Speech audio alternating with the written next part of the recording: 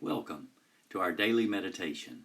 I plan to deliver these as we move together through this very strange territory. Other staff members may join us along the way. An Old Testament scholar, Walter Brueggemann, points out that even though about 1/3 of the Psalms are Psalms of Lament, these have been the least used by the church. Perhaps we think they make us appear weak, helpless, and vulnerable, or show a lack of faith. We most often resort to psalms of praise and thanksgiving. We forget that in the Sermon on the Mount, Jesus called weeping or mourning a blessed position to find ourselves in. Blessed are they that mourn, Matthew 5:5 says. Remember, only one book of the Bible is named after a human emotion. Lamentation, Jeremiah's book.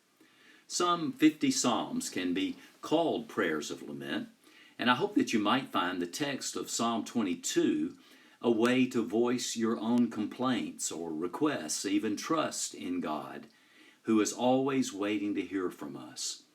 This text is the very one Jesus prayed as he hung on the cross of Calvary. We need to be reminded in days like these that our cries are not too much for God. God laments with us. In fact, God wants us to come to Him. He wants us to recognize His presence, the divine presence in all of life, even in our anger, in our fear, in our loneliness, our hurt, our confusion. Each psalm of lament has a structure. They begin with a complaint that things are not as they should be. Then they turn to a request. God, do something. God, rescue me, heal me, restore me, show mercy.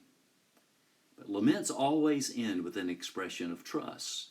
They end with the reminder that God is setting things right, even though it often seems so slow. It is right for our laments to turn towards a reminder that God is always in control and about the business of righting all things made wrong. So I encourage you today, consider praying these words as we find them in Psalm 22, or choose another passage of lament. But before you pray, ask God to speak to you and listen. Hear these words. My God, why have you forsaken me? Why are you so far from saving me from the words of my groaning? Oh my God, I cry by day, but you do not answer, and by night, but I find no rest. Yet you are holy, enthroned on the praises of Israel. In you, our fathers trusted. They trusted, and you delivered them. To you they cried and were rescued. In you they trusted and were not put to shame.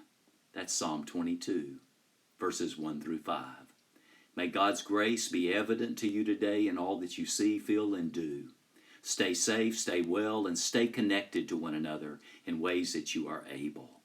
May God bless you.